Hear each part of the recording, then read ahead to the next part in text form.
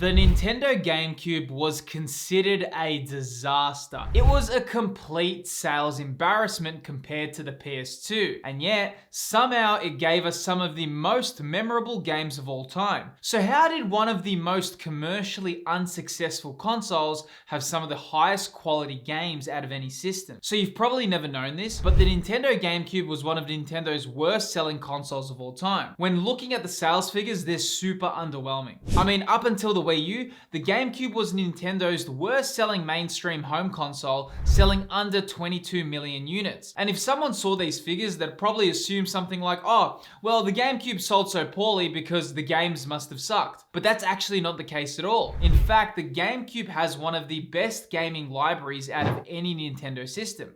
And fans across forums, discords, and community groups consider the GameCube as Nintendo's best gaming system in terms of the video gaming library. So what actually went wrong, and how does a system that introduced the world to the Wind Waker, Super Mario Sunshine, Super Smash Bros. Melee, Metroid Prime, and Mario Kart Double Dash be an utter commercial failure? Well, there's actually a key reason which I will explore within this video. Though the first area we really need to unpack and understand about the GameCube was the timing of its release and why it failed to swing with the momentum of where games and gamers were heading at that time. Gaming was going through a transitional period from being things only kids do to actually being a pastime that teenagers and adults can enjoy. And the Xbox and PS2 really highlighted this, the sleek and modern design, along with having games like GTA and Metal Gear Solid 2, which were pushing gaming in a far more mature direction. Though Nintendo and GameCube kind of went against this change entirely, and rather than moving forward, there was a little bit of a miscalculation, right? Because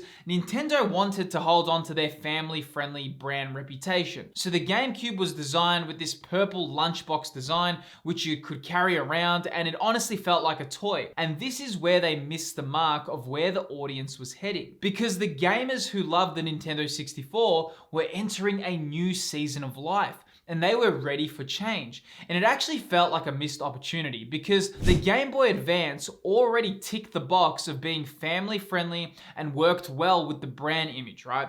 The GBA was colorful, it was portable, very playful, and it was packed perfectly with games, and it fitted kids perfectly. It aligned very much with the company's family friendly image. They had that market secured. So why did they release the GameCube to chase the same audience? They kind of doubled down and they missed the mark with what the audience actually desired. At this point, Nintendo actually had a very unique chance to split their marketing opportunities. They could have kept the Game Boy Advance as a playful, youth-focused entry point, which also fits within parents' budgets, and then also position the GameCube as a bold modern console that was the natural progression point for the fanbase. Though they never did this at all, and in fact, they just chased the same two markets with two different systems. And I always felt that the marketing of the GameCube missed the mark, but the games never did. Though before I go into the games, there was one other issue the GameCube faced. However, I just wanted to say, if you have been enjoying the video so far, definitely feel free to like the video and subscribe to the channel. My name's Phil, and I'm a massive Pokemon and Nintendo enthusiast, and I try to piece together my marketing background and create these video style essays. Definitely feel free to subscribe to join the journey. I'd love to have you on board. Now let's get back into the video. So as I mentioned, right, the GameCube's overall brand image was a misstep. However, there actually was a bigger thing at play. Now, one of the main areas why GameCube failed was due to the mini discs. The mini discs were a strategic move. They tried to sell it as a way to identify the GameCube, though the actual real and legitimate reason was a way to reduce piracy. Though sometimes in the pursuit of fixing a major issue, you kind of can create new ones. Now, I will admit that the mini discs did give the discs their own identity, and most people would probably give them a double take when they opened the case. Though that's kind of where the appeal ended. The mini discs stored far less data, and on top of that, it killed third-party support for bigger titles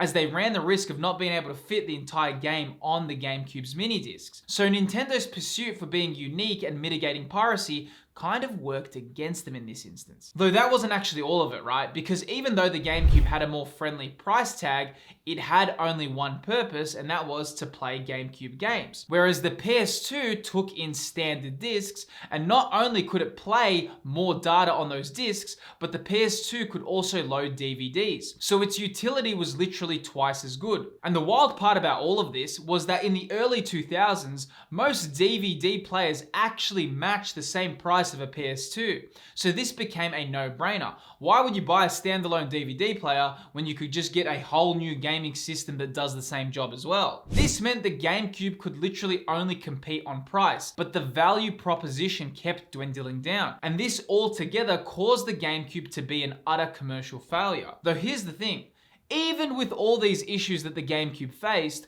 all the backlash and all the disappointment, it still holds the legacy for having arguably the greatest Nintendo library of any home console. The GameCube did have its flaws, but in terms of the quality of the games, it was perfect. The Legend of Zelda Wind Waker was a complete re-envision of the Zelda franchise. The Wind Waker just changed everything what people thought about Zelda. Because from the Nintendo 64, it looked like the Zelda games were heading into a very serious and kind of dark themed franchise, especially after Majora's Mask. So, fans right now were expecting a very darker themed game, but instead, they introduced Zelda the Wind Waker. Now, Wind Waker was a very friendly and light-hearted game. The visuals were incredibly welcoming, and a lot of people took a step back and said, what was going on? Now, even though people didn't know what to expect with the Wind Waker, and still to this day, it's considered one of the best Zelda games of all time, and if you asked any Zelda enthusiast, including myself, I'd put Wind Waker definitely in the top 3 Zelda games. And it's actually kind of wild to think about this because the GameCube had such a low adoption rate and not many people bought the console.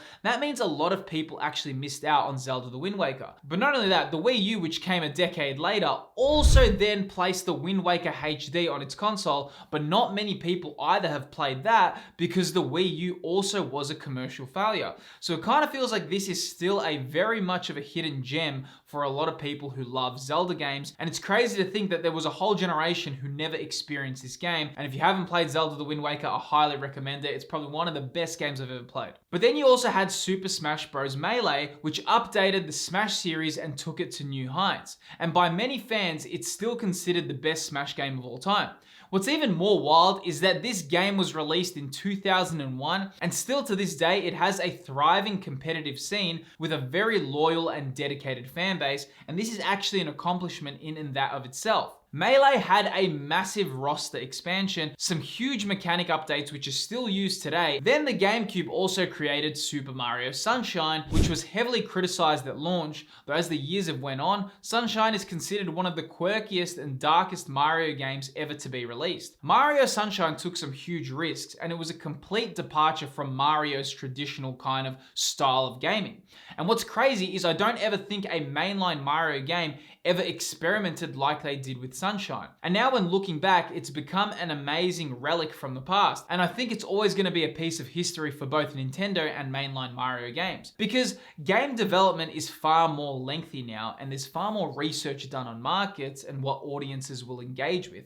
So the chance for a huge corporation to take a risk on one of their biggest IPs like Mario becomes far less likely. So it's likely that the next Mario game will be unique, though it very much will stay in its lane. That's why Mario Sunshine is an amazing testament to what's possible when you kind of bend the rules. But you didn't just have that, you also had additions such as Metroid Prime. Even Zelda Twilight Princess was a GameCube game. And this is where I feel the GameCube actually nailed a lot of areas in a lot of other departments. Because yes, the sales were a flop.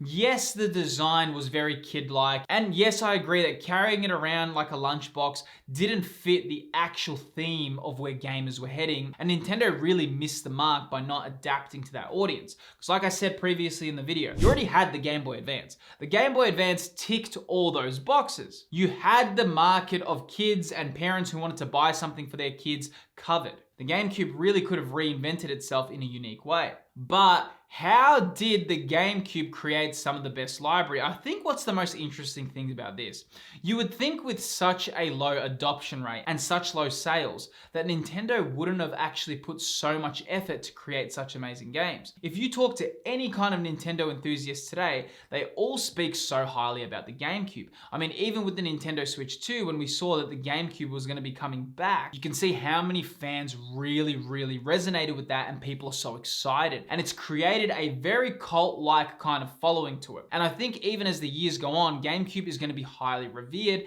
and I still think Nintendo is going to have a hard time topping the library of what it introduced. And also, GameCube is this kind of weird mix before the whole corporation feel came across Nintendo and gaming in general. Because it's kind of the last era where games just experimented. They really bent the rules, and I feel that's something that we really miss and we'd really enjoy to see again. But like I said, it's just gonna be rarer and rarer to see that, because now corporations, they have their targets, they have their KPIs, they know what the market wants. So if they're gonna invest millions and millions of dollars in creating a game, they're gonna take the safer option to ensure profits are met. But back then, they were just in this wild kind of experimental phase, and it kind of feels like with AI now, where everyone's kind of just experimenting with AI and doing whatever they want with AI because it's new, it's fresh, it's something exciting. Because we will never get something that experimented like the GameCube again, and that's why so many fans still look back at the memories of the GameCube and enjoy it so much. And me, as a passionate Pokemon enthusiast, as a passionate Pokemon collector, as a passionate Nintendo enthusiast, I always think that I look back at the GameCube with these rose-tinted glasses, but when I actually look at the library and I look at the quality it delivered, and I look at the impact it had for the games it delivered,